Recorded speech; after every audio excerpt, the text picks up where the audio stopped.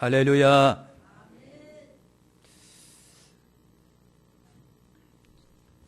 주여 나를 부흥시켜 주옵소서. 우리 7번만 하겠습니다. 시작. 주여 나를 부흥시켜 주옵소서. 주여 나를 부흥시켜 주옵소서. 주여 나를 부흥시켜 주옵소서. 주여 나를 부흥시켜 주옵소서. 주여 나를 부흥시켜 주옵소서. 주여 나를 부흥시켜 주옵소서. 주여 나를 부흥시켜 주옵소서. 아멘.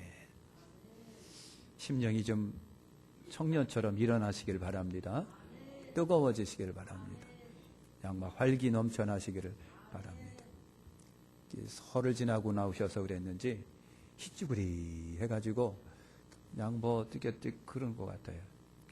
자, 우리 옆에 다시 한번 악수하면서 정신 좀 차리십시다. 정신 좀 차리십시다.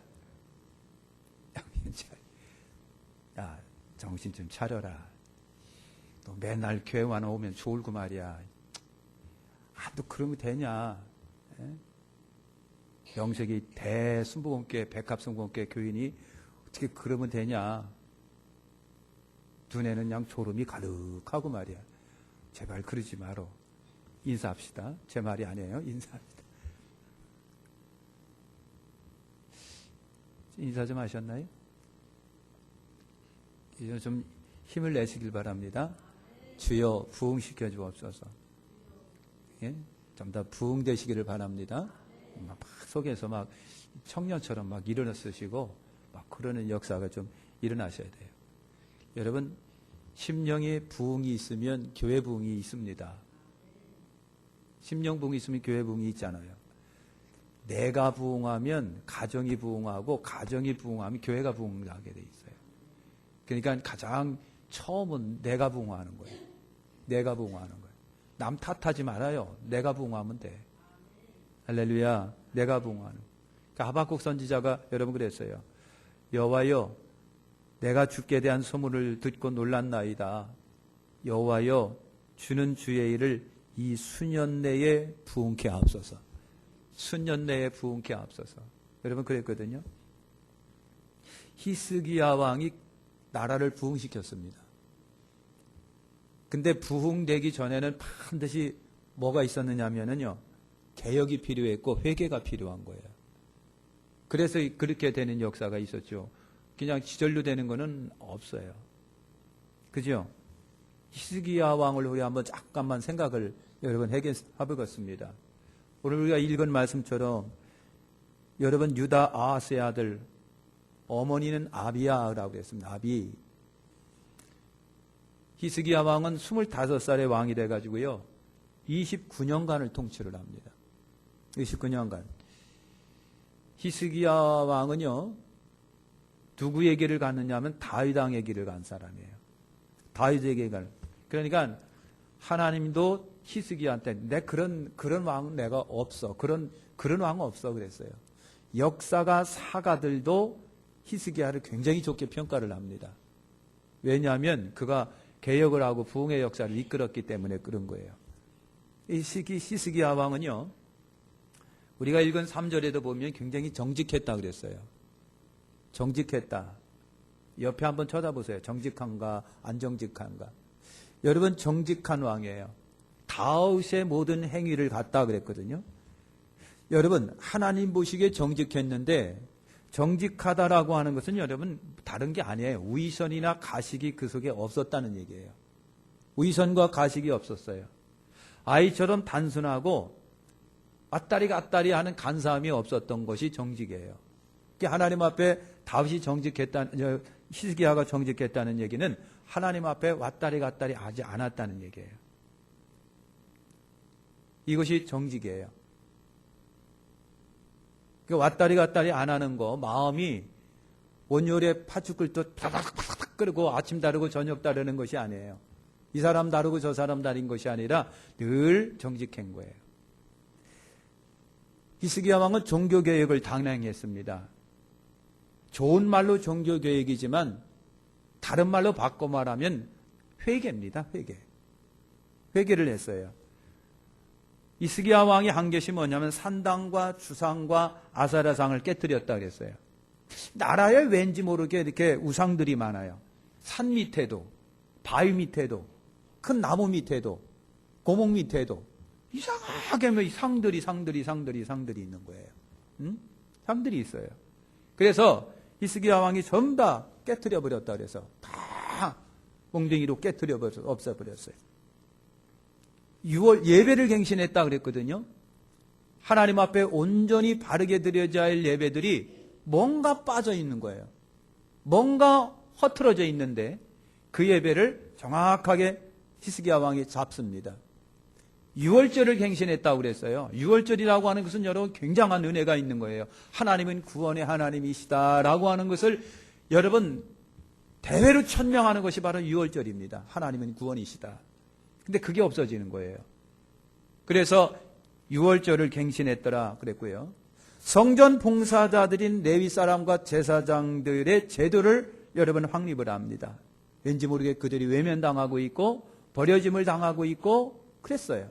그래서 그들을 다시 한번 수술리고 정리시켜주는 개혁을 여러분 단항해야 합니다. 히스기야 왕의 신앙을 우리 한번 생각해 보면요. 하나님을 의지했더라. 하나님과 연합했더라. 하나님을 떠나지 않았더라. 이 말이 반복이 돼서 히스기야 왕을 통해 나타납니다. 의지했더라. 연합했더라. 떠나지 않았더라. 이것처럼 귀한 믿음이 없어요. 제발 여러분들도 여러분 하나님을 의지하십시오. 연합하십시오. 떠나지 마십시오. 연합한다라고 하는 것은 여러분 만사 모든 것을 다 하나님과 함께 한다라고 하는 말이에요. 하나님을 제쳐두고 자기가 개인적으로 독단적으로 처리하거나 생각하거나 하지 않았어요.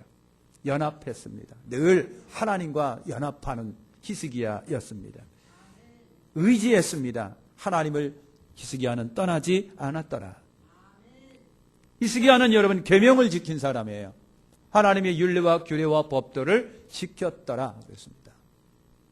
그리고 히스기야는 기도하는 사람이에요. 기도하는 사람. 대표적으로 얼굴을 벽을 향하여 통곡하며 울면서 기도했었던 일들이 있습니다. 하나를 보면 열을 안다고 히스기야는 바로 벽면의 사람, 다시 말하면 벽면 기도의 사람이었었다고 하는 거예요. 아멘. 정치적으로 보면요. 정치적으로 보면은 여러분 강대국 아수르를 의지하지 않았다. 오히려 배반하고 강대국 아수르를 의지하지 않았다 그랬어요. 성경은 도움이 없는 인생이나 방백을 의지하지 말라고 그랬거든요. 그러니까 여러분 이스라엘에 비해서 보면 아수르라고 하는 제국은 굉장히 강대합니다. 거대합니다. 힘이 막강합니다. 거의 다 대부분의 왕들이 다 거기서 빌불어 가지고 그들의 도움을 구할 때 오히려 이 히스기야는 떠납니다. 그리고 아수르를 의지하지 않습니다. 그러니까 아수르의 미움을 받는 거예요. 대신 히스기야는 하나님을 여러분 의지했습니다. 철저하게 하나님을 의지했습니다. 그래서 하나님이 좋아하신 거예요. 그래서 하나님께서 히스기야에게 여러분 복을 내려주십니다. 히스기야가 다윗 왕 이후로 굉장히 강대한 나라를 만듭니다. 부자 나라를 만듭니다. 하나님은요, 오늘 말씀에서 있습니다만은 무엇을 하든지 형통하게 하셨다라 그랬어요. 이게 최고의 축복이에요. 무엇을 하든지 하나님이 그를 형통하게 해주셨더라. 역사가들은 오늘 열왕기하 18장 5절에 보니까 히스기야가 이스라엘 하나님 여호와를 의지하였는데 그의 전후 유다 여러 왕 중에 그러한 자가 없었으니 그랬어요. 히스기야 왕 안한 그런 자가 없었다는 얘기예요. 굉장한 높은 평가를 받은 거예요. 아멘.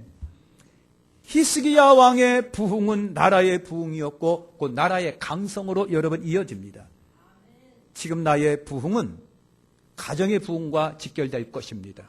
그리고 나라의 부흥과도 교회의 부흥과도 직결될 것입니다. 아멘. 오늘 여러분 개인적으로 우리 모두가 다 부흥하시기를 바랍니다. 저도 그렇고 여러분들도 그렇고 사랑하는 백각교회 여러분 다 부흥하십시다. 다 예수의 이름으로 부흥하십시다. 그러기 위해서 몇 가지를 드리겠습니다. 첫째, 겸비하십시오. 사랑하는 성도 여러분, 겸비하십시오.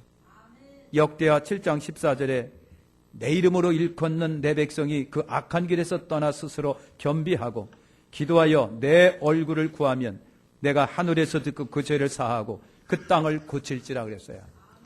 겸비라고 하는 말이에요. 겸비, 좀비가 아닙니다. 겸비예요. 겸비. 여러분, 겸비라고 하는 이 히브리 말은 카나라고 하는 말입니다. 낮아지다, 낮추다, 정복하다, 굴복시키다, 그런 뜻을 갖고 있는 거예요. 그러니까 하나님 앞에 겸비하라고 하는 것은 나를 철저하게 하나님 앞에 굴복시키고 낮아지는 것을 말하는 거예요. 하나님 앞에 철저하게 굴복시키고 낮아지고 무릎 꿇고 이마를 땅바닥에 대고 엎드려지는 것이 굴복이에요. 이것이 여러분 겸비라고 하는 거예요. 몸뚱아리만 그런 것이 아니라 평상시 나의 생각까지도 하나님 앞에 굴복시키는 거예요. 교만한 생각서부터, 우쭐한 생각서부터, 잘난 척하는 생각서부터, 자기가 다 할 거라고 생각하는 그 생각서부터 바짝 엎드리는 것이 겸비입니다. 의지도 낮으시는 거예요. 내가 할 수 있다라고 생각하는 거. 내가 내 발이 있으니까 내 발로 돌아다니고 내 손이 있으니까 내 손으로 하고 내 생각이 있으니까 내 생각으로 하겠다라고 하는 그와 같은 의지력, 그것도 하나님 앞에 다 낮추는 거예요. 하나님이 하지 말라고 한다면 죽어도 안 하겠습니다 라고 하는 거예요. 생활을 살아가는 방법도 낮아지는 거예요. 내 의식 구조도 낮아지는 거예요. 삶도 하나님 앞에 무릎 꿇는 거, 이것이 겸비입니다.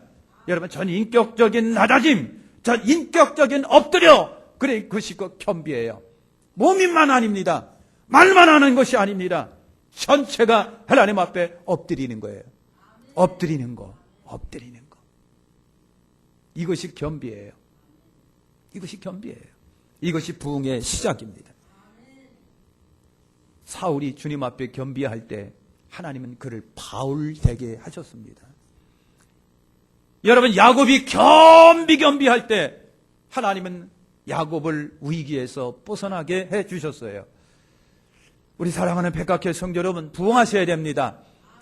그러기 위해서 우리가 스스로 겸비해야 됩니다. 무릎을 꿇어야 됩니다. 의식도 생각도 다 꿇어야 됩니다. 다 엎드리시길 바랍니다. 그것이 겸비예요. 그것이 겸비예요. 그 다음에 회개하셔야 됩니다. 사랑하는 성도 여러분, 회개하셔야 됩니다. 왜 회개가 중요합니까? 여러분, 이 시편 66편 18절에 보니까 내가 내 마음에 죄악을 품으면 하나님이 듣지 않는다고 그랬어요. 그러니까 회개하셔야 되죠. 내 속에 있는 것을 실토해야 합니다. 내 속에 있는 것을 철저하게 하나님 앞에 토설해야 합니다. 철저하게 내 죄를 하나님 앞에 자백해야 됩니다. 그리고 엎드려야 됩니다. 회개라고 하는 것이 그거예요. 왜냐하면 내가 회개하지 않으면 하나님이 내 음성을 듣지 아니하시기 때문에 여러분 그렇습니다. 또 하나 회개할 중요한 이유는 하나님이 나를 구원하시기 때문에 여러분 그런 거예요. 시편 34편 18절에 여호와는 마음이 상한 자에게 가까이 하시고 중심에 통해하는 자를 구원하신다고 그랬거든요. 중심에 통해하는 자를 하나님은 사랑해서 구원하시는 거예요. 구원하시는 거. 고린도후서 7장 10절에 하나님의 뜻대로 하는 근심은 후회할 것이 없는 구원에 이르게 하는 회개를 이루는 것이요 세상 근심은 사망을 이루는 것이네. 하나님 앞에 마음을 치며 근심하면서 하나님 앞에 낮아지고 회개할 때 그때 하나님은 나를 구원하시는 거예요. 이것이 부흥할 수 있는 또 하나의 비결이에요. 회개하셔야 됩니다. 여러분, 다윗 왕은요, 죄를 짓고서는요, 얼마나 근심했는지 눈물을 질질 흘리면서 심상이 떠내려갈 정도로 울면서 하나님 앞에 회개했다는 거예요. 베드로가 장담하기를 좋아했던 사람이 다 주님을 부인할지언정 나는 주를 부인하지 않겠습니다. 그랬어요. 그런데 여자아이의 음성에 베드로가 맹세하며 저주하면서까지 주님을 모른다고 부인합니다. 닭이 울었습니다.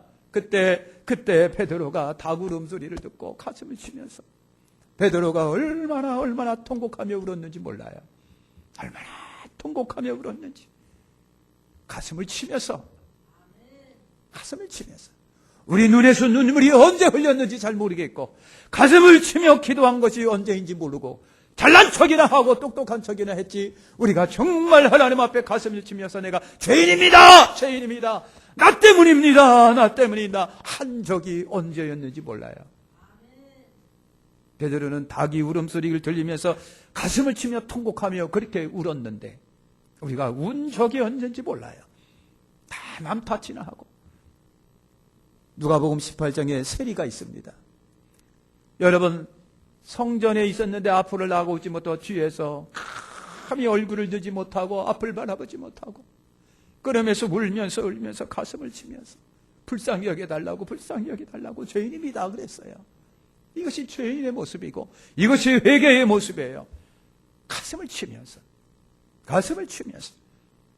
사랑하는 성도 여러분, 부흥은 반드시 회개를 동반합니다. 여러분의 죄의 이중성, 죄라고 하는 것을 회개하셔야 돼요. 내 속에 있는 간사함 회개하셔야 됩니다. 나의 이중성도 회개하셔야 됩니다. 음탕과 음란도 회개하셔야 됩니다. 거짓말하고 간사함도 교만함도 남을 없인 여기고 남을 저주하는 거 다 회개하셔야 됩니다. 미움도 질투도 하나님께 회개하고 가슴을 치며 회개할 때에 이것이 부흥의 시작인 거예요. 부흥의 시작.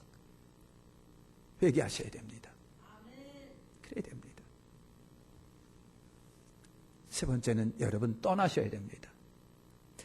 역대하 7장 14절에 내 이름으로 일컫는 내 백성이 그 악한 길에서 떠나 스스로 겸비하고 기도하여 내 얼굴을 구하면 내가 하늘에서 듣고 그 죄를 사하고 땅을 고칠지라 그랬어요.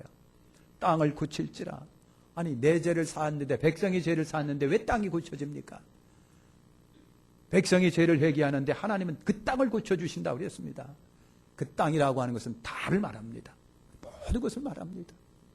그러니까 회개하면 하나님이 모든 것을 회복시켜 주신다는 얘기예요. 할렐루야. 디모데후서 2장 19절에 보니까 그러나 하나님의 견고한 터는 섰으니 인침이 일렀으되 주께서 자기 일 백성을 아신다며 주의 이름을 부르는 자마다 불의에서 떠날지어다. 주님의 이름을 부르는 자는 떠나세요. 떠나는 거예요. 죄에서 떠나는 거예요. 사랑하는 성전, 이제까지 행하던 행태에서 떠나야 진정한 여러분 회개예요. 자기 자신을 한번 우리 똑바로 쳐다봅시다. 나를 한번 똑바로 바라보세요. 지금 신앙적 부끄러운 고민이 있으시다면 떠나십시오. 신앙적 부끄러움에 고민이 있으시면 떠나십시오. 신앙생활에 개인적 아쉬움이 있으시다고 한다면 누구 탓하지 마시고 떠나십시오. 떠나십시오. 버리고 개선하고 떠나야 진정한 사랑하는 성도는 회개가 이루어지는 거예요. 잠언 1장 23절에 나의 책망을 듣고 돌이키라. 보라 내가 나의 신을 너희에게 부어주며 나의 말을 너희에게 보이리라 그랬습니다. 예레미야 26장 13절에 그런즉 너희는 너희의 길과 행위를 고치고 너희 하나님 여호와의 목소리를 청종하라. 그리하면 여호와께서 너희에게 선고하신 재앙에 대하여 뜻을 돌이키시리라 그랬어요. 회개하면 떠나면 하나님이 내게 내렸던 재앙을 돌이키시리라. 백성이 회개하면 내가 땅을 고치리라 그랬습니다. 땅을 고치리라. 아브라함은요 우상 속으로 떠납니다. 갈대우로. 성경에는 없지만 전설에 의하면 아버지는 우상 만드는 그런 장인이었었답니다. 그래서 갈대우를 떠나라 그랬을 때 아브라함은요 그 우상 속으로 떠납니다. 우상이 득실거리는 거룩하지 못한 그 땅을 떠납니다. 회개란 거룩하지 못한 마음이나 행실이나 생각과 그리고 삶에서 떠나는 것이 회개예요. 그것이 여러분 회개입니다. 누가복음 15장에 여러분 탕자 비유 아시잖아요.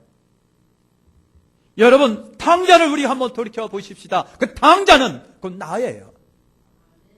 사랑하는 성도 여러분, 탕자가 돼지우리를 떠납니다. 탕자가 방황을 청산합니다. 탕자가 탕자적 삶을 떠납니다. 그리고 연민을 떠납니다. 그리고 아버지께로 돌아갔습니다. 이것이 회개입니다. 아버지께로 돌아가는 것. 부유한 곳으로 아버지께로, 사랑 있는 아버지께로, 자비가 있는 아버지께로, 넉넉함이 있는 아버지께로, 충만이 있는 아버지께로 돌아가는 것이 회개입니다. 회개란 그런 것이에요. 바울은 자기 스스로 나는 죄인의 괴수였습니다 그랬습니다. 나는 죄인 괴수입니다. 그래서 그에게 고난받은 사람이 얼마나 많은지 몰라요. 얼마나 많은지 몰라요. 그에게 고난받은 사람들이. 스데반 같은 경우는 대표적으로 죽었습니다. 돌에 맞아 죽었습니다. 수많은 사람 사울이 데려다가 옥에 갇히고 때리고 고문하고 그 입에서 예수 안 믿겠다라고 하는 말을 토설 할 수 있을 정도로 했다는 얘기죠. 얼마나 수많은 사람을 고통스럽게 했는지. 그래서 바울은 회개하면서 이제 내가 고통을 줬는데 이제부터 나는 고통받는 삶으로 돌아갑니다. 그래서 고난받는 삶을 자청합니다. 이것이 회개입니다. 이것이 회개입니다. 사랑하는 백학교 성도 여러분, 회개라고 하는 것은요, 떠나셔야 됩니다. 내가 앉아있는 곳에서 떠나야 돼요. 내가 앉아있는 행태로부터 떠나는 것이고, 내가 하고 있는 모든 시장적 비삶에서 떠나는 것이고, 하나님을 기쁘시게 해드려야지 할 사람들이 하지 못하는 그 삶에서 육신의 종으로부터, 물질의 종으로부터, 세상의 종으로부터 떠나는 것, 이것이 진정한 회개요. 그것이 올바른 회개예요. 거기에 부흥의 역사가 여러분 있는 거예요. 거기에 부흥의 역사가. 네 번째로 철저하게 복종하는 겁니다. 하나님께 복종하는 것, 이것이 부흥의 역사의 키입니다. 복종하십시오. 로마서 12장 1절과 2절에 바울이 그랬습니다. 형제들아, 내가 하나님의 모든 자비하심으로 너희를 권하노니 너희 몸을 하나님이 기뻐하시는 거룩한 산 제사드리라. 이는 너희들을 영적 예배니라. 너희는 이 세대를 본받지 말고 오직 마음을 새롭게 함으로 변화를 받아 하나님의 선하시고 기뻐하시고 온전하신 뜻이 무엇인지 분별하도록 하라 그랬습니다. 여러분, 청직이십니까? 여러분 스스로 하나님의 종이라고 말씀하십니까? 진실한 청지기로서의 삶을 오늘부로 좀 살아가시길 축원합니다. 종이어야 하는데 오히려 종이 주인을 부려먹습니다. 종이어야 하는데 오히려 주인 행세하지는 여러분 않으십니까? 대접받으려고 하지 아니하십니까? 여러분 충성스러운 종으로 살아가셔야 됩니다. 충성스러운 종. 종은요 주인에게 다 맡긴 인생입니다. 주인이 하라는 대로 움직입니다. 주인이 움직이는 대로 움직입니다. 행동하는 대로 행동합니다. 종은 자기 의지보다도 주인의 의지대로 살아가는 자가 여러분 종이에요. 종은 주인 앞에서 진짜 자유와 평강을 누리고 있습니다. 종은 주인을 위해서 희생적인 삶을 살아갑니다. 종은 주인이 주시는 것으로 사는 이들이 종입니다. 그렇습니까, 여러분? 정말 여러분들이 청직이며 하나님의 백성이고 하나님의 종이라고 한다면 이제부터 종은 종다워야 되는 거 아니겠어요? 종다워야 합니다. 바울이 로마서 12장 1절과 2절에 말씀을 하신 거예요. 바울은 철처럼 자기 몸을 거룩한 산제물로 하나님께 드렸습니다. 영적 예배의 삶을 살았습니다. 자기가 살아있으면 영적 예배는 절대로 되지 않습니다. 내가 살아있으면 참 예배가 안 됩니다. 내가 살아있으면 기도 안 합니다. 내가 살아있으면 하나님을 기쁘시게 해드리지를 못하는 거예요. 솔직히 살아있으면 멋대로 생각하고 멋대로 행동하고 먼 듯하고 딴짓하고 물질이나 육신의 종이 되어 살아가는 거 아니겠어요? 내가 살아있으니까. 사랑하는 집사님들 여러분, 내가 살아있으니까, 내가 살아있기 때문에 그래서 내 의지대로 움직이는 거 아니겠어요? 이것이 어째 여러분 종인가요? 마음도 정신도 영도 의지도 주님께 복종하셔야 됩니다. 주께서 하시옵소서. 그럼 내가 따르겠나이다. 내가 따르겠나이다. 아버지여, 이 잔을 내게서 지나가게 없어서, 그러나 내 원대로 마시고 아버지 원대로 되기를 원합니다. 예수님의 정신이에요. 예수님의 정신. 마음도 정신도 영도 의지도 철저하게 그분 앞에 복종하고 낮아지는 거, 내가 살아있기 때문에 안 되는 거예요. 하나님 앞에 산 제물이 돼야 진정한 여러분 종이잖아요. 복종해야 진정한 부흥이 일어나는 거예요. 진정한 부흥은 복종해야 나타나는 거예요. 마지막, 기도하는 여러분 되시기를 축원합니다. 기도 없는 부흥은 없습니다. 주님을 사랑한다고 여러분 그러잖아요. 우리 한번 설을 잘 쉬고 나왔으니까 우리 한번 주님을 사랑한다고 한번 7번만 고백해봅시다. 우리 주님, 내가 당신을 사랑합니다. 눈 감고, 다른 사람 보면 창피하니까.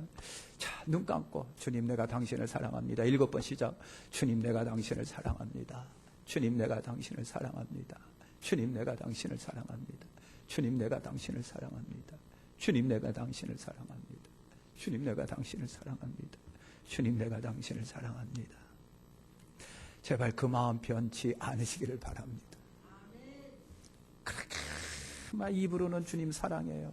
주님 사랑해요.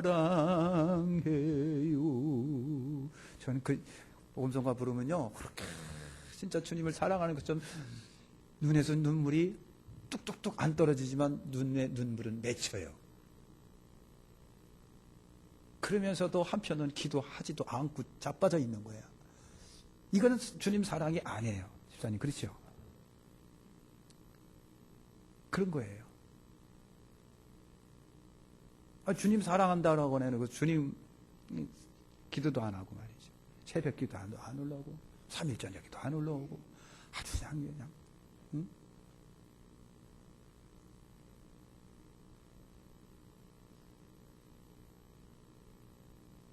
김정은이가 원자폭탄 실험도 했고 수소폭탄 실험도 했어요. 들리는 얘기로는요, 북한에는요, 원자탄이 21개가 지금 있다는 거예요. 21개가 있다는 거예요. 남한에는 있을까요? 없을까요?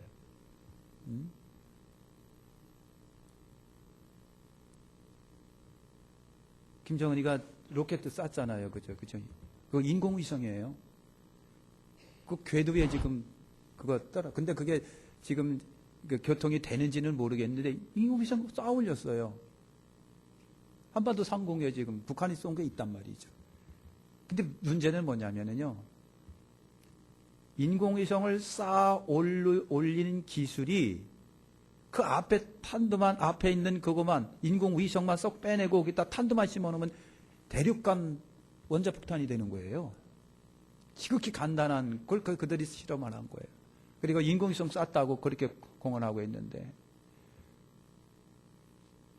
여러분 참 두려운 거예요. 우리가 여러분 기도하셔야 됩니다. 개성공단 폐쇄시켰어요. 아쉬움도 굉장히 많고 씁쓸한 것도 없습니다. 그런데 오죽하면 그랬을까라고 하는 그런 생각도 또 들고 그렇습니다. 그것이 좀 논쟁의 대상이 지금 남한은 논쟁의 대상이 돼 있어요. 남한에 북한은 논쟁이 하지 않습니다. 북한은 논쟁하지 않습니다. 왜? 독재이기 때문에 그래요. 근데 남한은요, 자본주의, 민주주의 국가이기 때문에 논쟁이 심각합니다. 지금도 심각해요. 제가 어제 어떤 목사님을 만났는데, 이거 나가면 안 되는데, 지금 대통령을 잘못 세웠다는 거예요. 그 대통령을. 그래서 극단적인 생각하지 마시자고, 예? 다 이유가 있을 거라고 그랬습니다. 여러분, 어떤 관점에서 우리 이걸 보아야 되느냐에 따라서 해석이 굉장히 달라질 수가 있습니다. 그런데 한 가지 중요한 것은요, 대한민국을 조금 한번 생각해 보신다면 해석이 가능하다 이런 얘기입니다. 이것은 가능하다. 오늘 저나 여러분이나 막 기도 많이 좀 하세요. 예? 기도 좀 하세요. 나라를 위해서 기도하고 의정자들을 위해서 좀 기도 좀 하고 그래야 되는데, 솔직히 나 하나를 위해서 나 하나 기도하는 것도 바쁘고, 아니 나를 위해서도 기도도 못 하고 있는데 나라는 무슨 짓불 나라는 무슨 나라예요. 기도하시자고 하는 거예요. 여러분 생각을 해보세요. 자, 우리가 아까 읽은 역대하 7장 14절에 보니까 내 이름으로 일컫는 내 백성이 그 악한 길에서 떠나 스스로 겸비하고 기도하여 내 얼굴을 구하면 내가 하늘에서 듣고 그 죄를 사하고 그 땅을 뭐 한다고요? 고칠지라. 우리가 회개하고 기도하면 하나님이 이 땅도 고치실 겁니다. 아멘. 그러니까 여러분, 이 땅을 고친다 안 고친다 그런 것도 떠나서 기도라고 하는 거 생각을 해보세요. 기도한다는 것은 그분을 의지하고 산다는 증거 아닙니까? 그렇잖아요. 하나님께 기도한다는 것은 하나님을 의지하고 내가 산다라고 하는 증거 아니에요? 여러분, 주님의 의견을 청취하고 주님의 뜻을 물어보고 주님과 대화하며 살겠다는 의지적 표현이 뭔가요? 그게 여러분 기도 아닌가요? 네? 기도. 그래서 기도하지 않는다는 것은요, 무언가 아직 나의 의지가 뜻이나 뭐가 내가 아직도 살아있다라고 하는 얘기예요. 내가 죽으면 기도하지요. 솔직히 고백합니다. 내가 죽으면 기도합니다. 근데 내가 안 죽었기 때문에 살아서 꿈틀거리는 거예요. 사랑하는 성도 여러분, 죽지 않은 재물은 번제단에 절대 올려놓지 않습니다. 죽지 않은 재물은요, 번제단에 올려놓지도 못하지만 하나님이 그 재물을 받지를 않으시는 거예요. 중요한 단서가 있습니다. 내가 죽지 않으면 기도도 안 되고, 내가 죽지 아니하면은 내 음성도 하나님이 듣지 않으시는 거예요. 죽지 아니하면 제단에 올려놓지를 못하니까 제단에 재물을 올려놓기 전에 각을 떠버리는 거예요. 잔인할 정도로. 염소를 보니까, 양을 보니까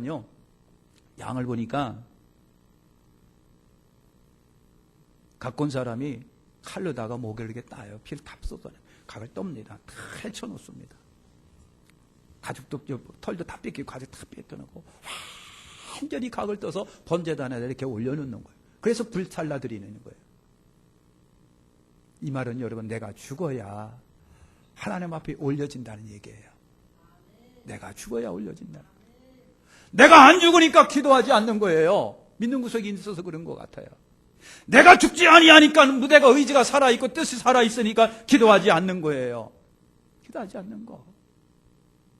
정말 이거는요, 저도 그렇고 우리 모두가 다 기도하고 회개하셔야 됩니다. 안 죽어 있으니까 기도하지 않는 거. 내가 안 죽어 있으니까 피곤하다고 안 하고 바쁘다고 안 하고 멀다고 안 하고 다 안 하는 거예요. 내가 안 죽으니까 바쁘다고 피곤하다고 늦게 잤다고. 죽어 있으면 어떻게 하나님 앞에 반항하며, 죽어 있으면 어떻게 하나님 앞에 여러분 머리 들길 수가 있겠어요? 기도하지 않는다는 것은 아직도 내가 살아있다라고 하는 증거예요. 다급함을 몰라요. 기도는 참 의인이 매우 단연한 순서의 제 일이에요. 기도는 힘이 있습니다. 의인의 기도는 병든 자를 일으키리니, 의인의 기도가 힘이 있는 거예요. 회개하고 헌신하고 봉사한 사람의 기도는 힘이 있어요. 가장 힘이 있고 권세 있는 자가 기도하는 자예요. 기도는 겸손한 자의 자연스러운 모습이에요. 사무엘은 기도하기를 쉬는 죄를 결단코 범치 않겠다라고 말을 합니다. 기도하지 않는 죄.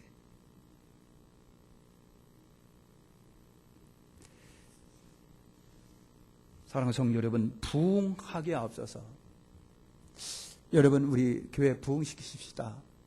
그러기 위해서는 내부터 부흥시켜야 돼요. 나부터 부흥돼야 돼요. 나부터 부흥시켜야 돼요. 여러분, 심령 부흥이 일어날 때 가정 부흥이 일어납니다.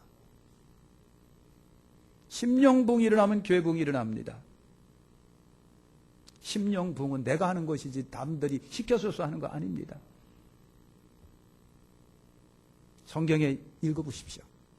부흥은 하나님이 억지로 시킨 것이 아니라 하기를 하나님이 기다리시더라고요. 그래서 하면 했습니다. 그래서 하면 하나님이 복을 내려주십니다. 여러분, 하나님과 힘겨루기 하지 마십시오. 절대로 하나님을 업신여기지 마십시오. 하나님 앞에 겸비하셔야 됩니다. 그리고 회개하셔야, 떠나셔야 됩니다. 복종하고 기도할 때 이것이 부흥의 역사입니다. 부흥의 단초입니다. 시작입니다. 하나님이 땅을 고쳐주십니다. 형통케 해주시는 역사가 여러분 있는 거예요. 우리 기도하겠습니다.